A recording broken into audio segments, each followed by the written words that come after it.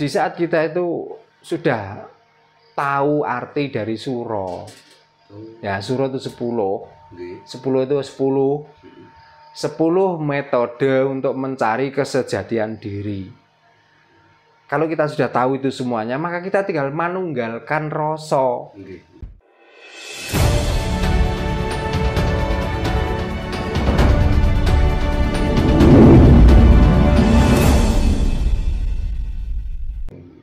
Beda kalau tahun Masehi Pak. Ya beda, kalau Masehi jam 12 malam baru masuk hari besok. Jadi yang dibuat pedoman hari itu bukan matahari, tapi yang dibuat pedoman hari adalah tanggal atau bulan.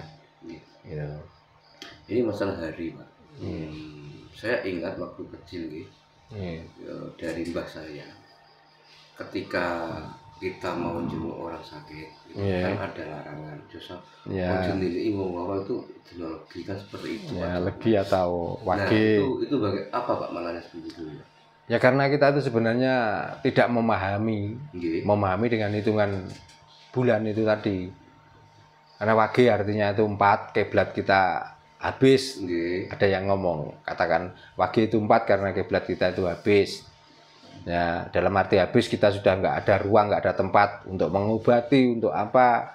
Maka orang yang dijenguk atau orang yang dibesuk nanti takutnya tambah parah. Begitu. Tapi kalau kita itu, karena kita kiblat kita semua sudah penuh, kita penuhi sendiri, maka akan mengeluarkan kesaktian lah katakan. Orang itu segera sembuh dan lain sebagainya. Jadi kejadian itu tergantung apa yang kita pikirkan. Kalau saya nggak pakai seperti itu, apalagi orang yang sudah katakan menghadapi sakaratul maut, mumpung masih hidup, karena sakaratul maut itu adalah sakit-sakitnya orang menjelang kematian. Terus hari itu hari wage, terus kita nggak datang ke situ, nah, keburu orang yang mati. Makanya metode seperti itu ya boleh kita ikuti, tapi ya tidak perlu kita imani, tidak perlu kita percaya. Tergantung kepikiran kita. Ya itu tadi caranya. Kalau orang itu sudah parah, ya padahal bisa diperkirakan mungkin hari besok dia sudah tidak ada kesempatan hidup.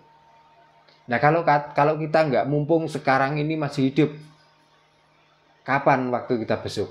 Kalau sudah mati ya percuma, kita nggak besuk orang sakit. Kita besuk orang yang masih hidup, yang ditinggalkan mati orang itu. Kan itu. Makanya mau legi, mau wage. Kalau saya itu enggak hitungan, kecuali hari naas saya. Kalau hari naas saya, karena saya percaya bahwa orang hidup itu ada joyo, ada nas. Ya, ada joyo, ada sial. Makanya hitungan di hari sial saya, karena saya takut sendiri dalam diri saya nanti juga sial. Itu sebenarnya juga kepercayaan teman. Tapi kepercayaan itu kalau sudah tertanam ya kadang-kadang terjadi. Maka di saat hari naas saya tidak berani menjenguk orang sakit atau mau pergi kemana, saya hentikan pada hari itu. Saya ingat Pak, ketika beberapa tahun yang lalu kan Pak Darno selamatan di rumah teman saya, Pak Darno kan mengambil dari Kliwon. Nah, metode Pak Darno untuk menentukan hari baik itu pakai metode apa Pak Darno? Ya saya kan waktu itu mengambil hari kelahirannya orang yang saya hitung itu pas hari Joyo. Nah di samping itu Kliwon itu artinya di tengah. Jadi sesuatu kalau sudah dikumpulkan di tengah itu mudah untuk dicapai atau mudah untuk diambil. Gitu. Itu pedoman saya. Kalau umpama kelahirannya orang itu enggak hari itu ya, mungkin pilihannya bukan di Kemis Kliwon itu, mungkin di hari yang lain. Berarti kuncinya itu harus dari hari lahirnya apa, kita ambil joyonya bukan apesnya. Gitu. Nanti kalau diambil apesnya karena kita sudah percaya bahwa apes itu adalah sial. Walaupun dibancai namanya sial tetap sial. Nah ini ada hubungannya dengan tema yang kemarin Pak, terkait kan ada istilah manungso kali manungso. Nah sebetulnya manungso itu seperti apa sih Pak? Lah ya manusia itu di saat kita itu sudah tahu arti dari suro. Ya, suro itu 10. 10 itu 10 metode untuk mencari kesejatian diri. Kalau kita sudah tahu itu semuanya, maka kita tinggal manunggalkan rasa. Ya manunggalkan rasa itu apa? Apakah pada Tuhan? Bukan. Yang dituntut di situ manunggaling rasa atau manunggalake rasa. Itu rasa kita dengan yang lain itu loh. Artinya itu ajaran apa ya? Ajaran keindahan cara kita bermasyarakat, kita berteman, kita bernegara. Dan kita itu paham.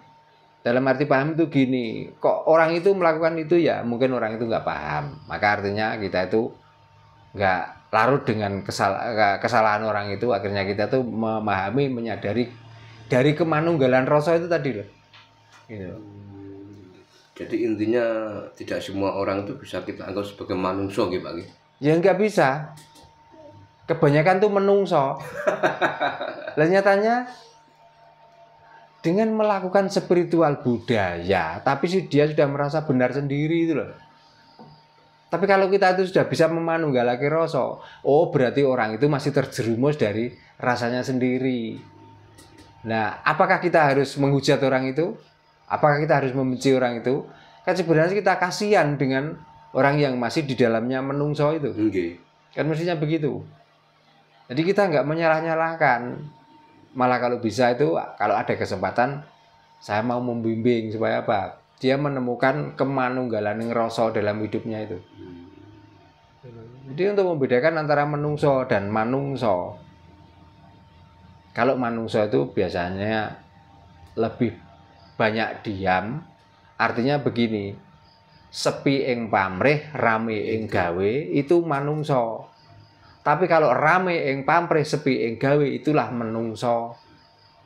Gitu loh.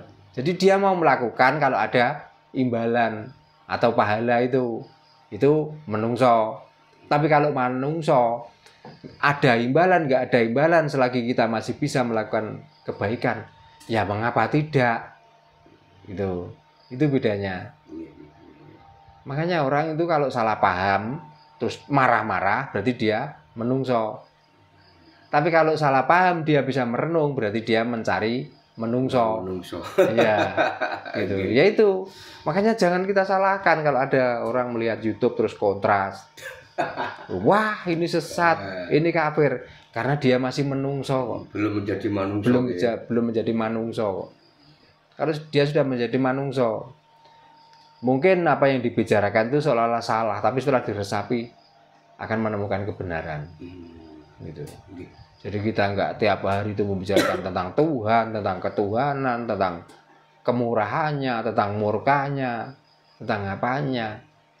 Yang diberikan pada kita itu loh, kita rawat, kita lakukan, kita perbuat hal yang kebaikan, dan kita nikmati, jangan kita syukuri. Gitu loh. Rata-rata orang bersyukur itu mencari momen-momen tertentu saja. Tapi kalau menikmati tiap hari, selagi itu rasanya nikmat ya kita lakukan terus. Ya, makanya dari awal saya tuh nggak seneng dengan bersyukur, tapi saya lebih cenderung pada penikmatan. Gitu, Pak. Gitu. Manusia itu kan diciptakan dikaruniai hati dan pikiran, Pak. Ada kan sering kita ini menuruti kata hati gitu, terus menuruti kata pikiran. Sebetulnya lawan dari kita selaku manusia itu hati apa pikiran, betul? Nah dari situlah sudah bisa dilihat ya, dengan mengikuti kata hati dan kata pikiran. Maka dengan kemanunggalan yang rasa atau menjadi manungso, apakah kata hati kita itu kira-kira itu benar untuk orang lain? Karena benar mungkin bagi kita, itu belum tentu benar bagi untuk orang lain. Maka bagaimana caranya supaya hati kita tuh, perilaku kita itu benar, juga benar untuk orang lain. Pikiran juga begitu. Pikiran kita tuh, wah ini kebenaran, ini harus diperjuangkan. Bahkan mati sekalipun harus kita lakukan. Nah kalau sudah masuknya ke situ, mati kita lakukan, berarti kan di situ akan ada peperangan.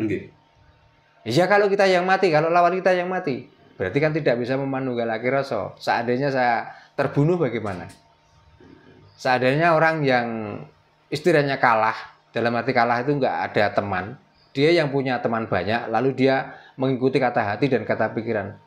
Berarti kan dia merampas kemerdekaan orang yang yang tidak punya teman itu. Kan begitu. Tapi kalau orang yang sudah punya rasa, mungkin salah bagi kita cara melihat dia melakukan itu, tapi mungkin benar bagi orang yang melakukan itu. Yang penting apa? Kalau orang itu sudah melakukan kebenaran di dalam rasanya sendiri dan itu tidak membahayakan untuk orang lain, ya kenapa kita musuhi? Kan gitu. Tapi kan tidak. Wah, ini bahaya, nanti ini merusak keyakinan kita. Lah kalau merusak keyakinan kamu ya berarti memang keyakinanmu itu rusak. Kalau keyakinanmu benar nggak mungkin merasa dirusak orang lain. Gitu. Lah merusak itu artinya kan kalau punya tempat dirobohkan, kalau kita lewat di ludahi atau dilempar batu.